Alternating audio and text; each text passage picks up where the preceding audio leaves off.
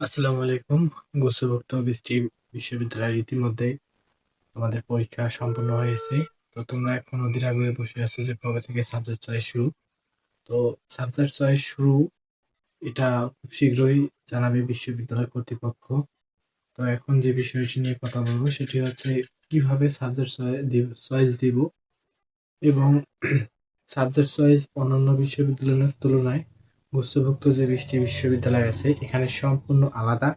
এবং এখানে যে বৃষ্টি বিশ্ববিদ্যালয় আছে সেখানে যে তুমি যেমন বিজ্ঞানের জন্য সিট আছে ৮,৩০০ প্লাস।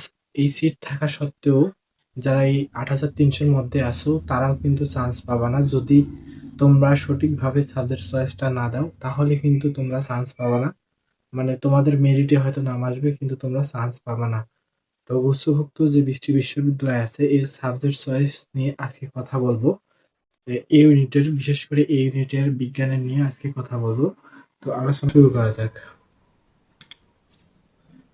জিএসটি এই ইউনিট সাবজেক্ট চয়েস লিস্ট। প্রথমে দেখা যাক ক্যাটাগরি। এই ক্যাটাগরিতে আছে জাস্ট যশোর বিজ্ঞান প্রযুক্তি বিশ্ববিদ্যালয়। এই ক্যাটাগরিতে আছে মৌলানা ভাসানী বিজ্ঞান প্রযুক্তি বিশ্ববিদ্যালয়, পাবনা বিজ্ঞান প্রযুক্তি বিশ্ববিদ্যালয় এবং নোয়াখালী বিজ্ঞান প্রযুক্তি বিশ্ববিদ্যালয়, গোপালগঞ্জ বিজ্ঞান প্রযুক্তি বিশ্ববিদ্যালয় এবং পটুয়াখালী বিজ্ঞান প্রযুক্তি বিশ্ববিদ্যালয়। এগুলো হচ্ছে এ ক্যাটাগরি।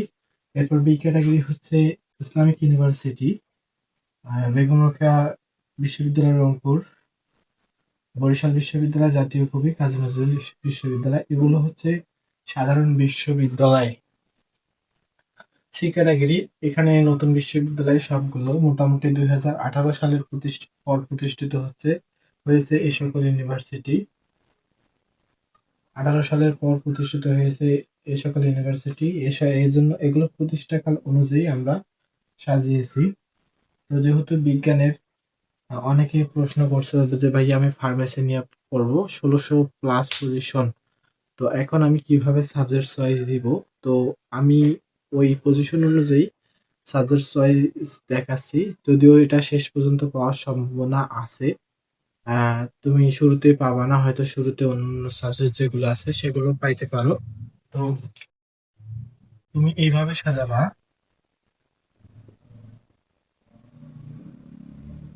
ফার্মেসি প্রথমে জাস্ট দিবা যশোর বিজ্ঞান প্রযুক্তি বিশ্ববিদ্যালয়, তারপর ফার্মেসি, এমবি, এসটিইউ, মৌলানা ভাসানী।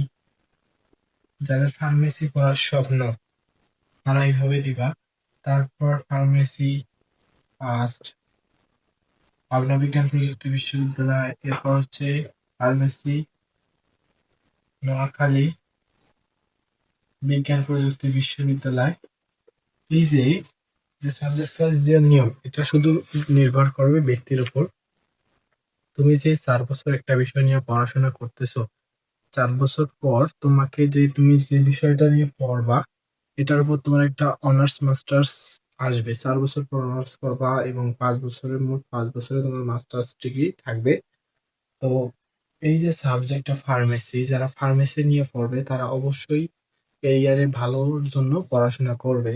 এখন তুমি যদি এই ফার্মেসি সাবজেক্ট তোমার যদি পজিশন 1600+ হয়, 1600+ বিজ্ঞান ইউনিট, তাহলে তুমি তো ফার্মেসি যশোরে পড়তে চাও, যেটা বর্তমান বিজ্ঞান প্রযুক্তি বিশ্ববিদ্যালয়ের মধ্যে, অর্থাৎ সায়েন্সে যারা আছে তারা এখানে কি পড়ার জন্য প্রস্তুত। মানে যারা প্রথমের দিকে পজিশন আছে তারা অবশ্যই যশোর বিজ্ঞান প্রযুক্তি বিশ্ববিদ্যালয়ে পড়ার ইচ্ছা তাদের, স্বপ্ন তাদের। কিন্তু এই যে 1600 পজিশন নিয়ে কিন্তু আসলে তুমি যশোর বিজ্ঞান প্রযুক্তি বিশ্ববিদ্যালয়ে ফার্মেসি বা সিএসসির মতো সাবজেক্টগুলো তুমি পাবা না। তো যেখানে তোমাদের অনেকে সাবজেক্টে গুরুত্ব দিবা, এই সাবজেক্টটা যারা গুরুত্ব দিবা যে ভাইয়া আমি এই সাবজেক্টে পড়তে চাই, এই সাবজেক্ট ছাড়া অন্য কোনো সাবজেক্টে আমি পড়বো না, তারা কি করবা যে পছন্দের যে হাই র্যাঙ্কসের সাবজেক্টে, যেমন ফার্মেসি।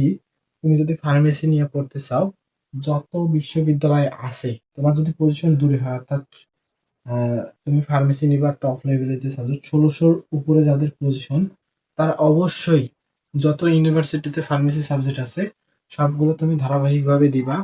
এরপর হচ্ছে যে সিএসসি যাদের স্বপ্ন সিএসসি, অনুরূপভাবে যাদের সিএসসি দরকার তারা এইভাবে দিবা computer science engineering, CSC, CSC, CSC. এই যে তুমি যে 4 বছর অনার্স কমপ্লিট করলা, তখন তোমাকে কিন্তু মানুষ বলবে যে ইঞ্জিনিয়ার, এটা তোমার একটা ডিগ্রি অর্জন হয়েছে। তো এই যে সাবজেক্ট চয়েসটা খুবই গুরুত্বপূর্ণ, খুবই সেন্সিটিভ বিষয়। যদি আমি যে আমরা যে এককভাবে তোমরা যে এককভাবে যে বিশ্ববিদ্যালয়ে পরীক্ষা দিছো, যেমন আমি চট্টগ্রাম ইউনিভার্সিটি বলি, সিইউ, এখানে যদি তোমার 1500 আসন থাকে, 1250ও তোমার পজিশন হয়, তুমি সাবজেক্ট চয়েস দিলে অনায়াসে কিন্তু একটা সাবজেক্ট পেয়ে যাবা। কিন্তু গুচ্ছভুক্ত যে 20টি বিশ্ববিদ্যালয় আছে, এটি একটি সম্পূর্ণ আলাদা নিয়ম। কারণ 20টা বিশ্ববিদ্যালয়ে এখানে মানে ক্ষুদ্র ক্ষুদ্র ভাবে তোমার 8,000 সিট মানে ছড়িয়ে আছে, 8,300 সিট। এই 8,300 সিটের মধ্যে তোমাকে তো সাবজেক্ট পেতে হবে। এজন্য তোমার উচিত যাদের পজিশন 5 থেকে 6 হাজারের উপরে আসো, তারা কি করবা, যে যত বিশ্ববিদ্যালয় আছে সেবা, এবং অন্যান্য বিষয় যে তোমার যে বিজ্ঞান প্রযুক্তি সাবজেক্টগুলো আছে, অর্থাৎ বিজ্ঞানের যে সাবজেক্টগুলো আছে, এগুলোর পাশাপাশি তোমরা মানবিকের সাবজেক্টগুলো নিচে চয়েস দিবা। প্রথমে তোমরা কি করবা, সায়েন্সের সাবজেক্টগুলো চয়েস দিবা, তোমাদের সায়েন্সের ডিপার্টমেন্টের যে সাবজেক্টগুলো আছে সবগুলো চয়েস দিবা। এরপর কি মানবিকের গুলো দিবা নিচে, তারপর বাণিজ্যের গুলো দিবা। তো মোটামুটি যারা আমরা একটু দেখে নেই যে কত পজিশন থাকলে তুমি নিচের চান্স হবে। 1 থেকে 12 হাজারের মধ্যে যারা আসো, সকল ম্যাথ, বায়োলজি ইংলিশ যারা মিশেছো, বায়োলজি বাংলা, ম্যাথ ইংলিশ যারা মিশেছো, তারা সকলে কিন্তু চান্স পাবা। মানে 1 থেকে 12 হাজার, 1 থেকে 12 হাজারের মধ্যে যারা আছো, 12 হাজার, তারা কিন্তু সম্পূর্ণভাবে মানে তাদের কোনো টেনশন নাই। সাবজেক্ট চয়েস দিতে ভুল করিও না। সাবজেক্ট চয়েস যারা 1 থেকে 12 হাজারের মধ্যে আসছো, তোমরা কমসে কম 12টা ইউনিভার্সিটি চয়েস দিবা। যারা 8,000 থেকে 12 হাজারের মধ্যে আছো, তারা কমসে কম 12টা ইউনিভার্সিটি চয়েস দিবা। ও, এরপর হচ্ছে 12,000 থেকে 13,000-এর মধ্যে যারা আছো, বায়োলজি ম্যাথ দেখেছো, তারা 80% চান্স পাওয়ার সম্ভাবনা আছে, কিন্তু সাবজেক্ট চয়েস সুন্দরভাবে সাজাইতে হবে। এরপর হচ্ছে বায়োলজি ইংলিশ 75% এখানে সম্ভাবনা আছে যারা 12 থেকে 13 হাজারের মধ্যে আছো। এরপর বায়োলজি বাংলা, এখানে সম্ভাবনা 77%। কিন্তু সাবজেক্ট যদি তুমি সুন্দরভাবে সাজাও, যখন বেশি ইউনিভার্সিটি চয়েস দিবা, তখন তো একটা না একটা সাবজেক্ট তুমি পাবা। এরপর হচ্ছে ম্যাথ বাংলা, এখানে 75% সম্ভাবনা আছে। এরপর ম্যাথ ইংলিশ, এখানে 75% সম্ভাবনা আছে। এরপর 13,000 থেকে 14,000 যাদের পজিশন, যারা বায়োলজি ম্যাথ দেখেছে তাদের 70% সম্ভাবনা আছে। বায়োলজি ইংলিশ তাদের 60% সম্ভাবনা আছে। বায়োলজি বাংলা তাদের 25% সম্ভাবনা আছে। এরপর ম্যাথ বাংলা এখানে 55% সম্ভাবনা আছে। ম্যাথ ইংলিশ এখানে 60% সম্ভাবনা আছে।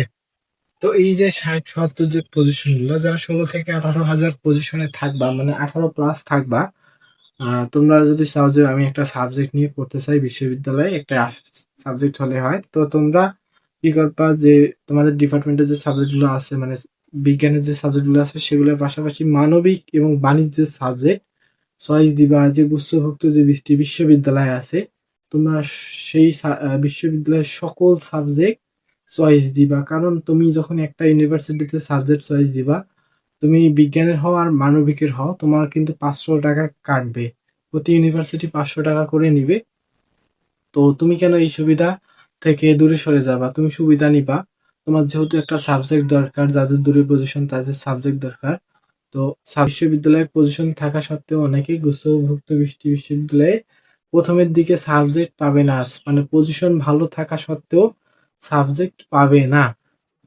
তো এখন আমরা আর কথা বলবো যে আমার বাসা তো রংপুর, এখন আমি রংপুরে থাকতে চাচ্ছি।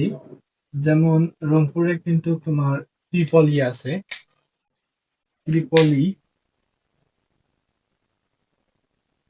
বেগম রোকেয়া বিশ্ববিদ্যালয় ত্রিপলি আছে। এখন যদি EEEBRUR।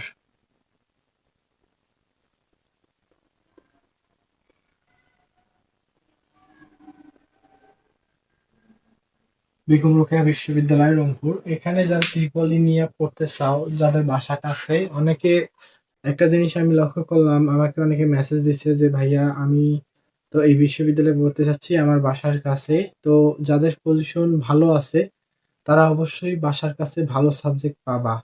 আর যাদের পজিশন ভালো নাই ও বাসার কাছে থাকতে চাও, তারা একটু দুর্বল সাবজেক্ট, দুর্বল বলতে বিশ্ববিদ্যালয়ের প্রতিটা সাবজেক্টেই ভালো, তো তারা একটু কম ডিমান্ডেবল সাবজেক্টগুলো পাবা। আশা করি ভিডিওটি ভালো লাগলো। ভিডিওটি ভালো লাগলে লাইক দিবেন এবং কমেন্ট করবেন। পরবর্তী ভিডিও পেতে চাইলে, গুচ্ছভুক্ত যে বিশ্ববিদ্যালয়ের যে কোনো তথ্য পেতে চাইলে আমাদের চ্যানেলটি সাবস্ক্রাইব করুন। সকলকে ধন্যবাদ।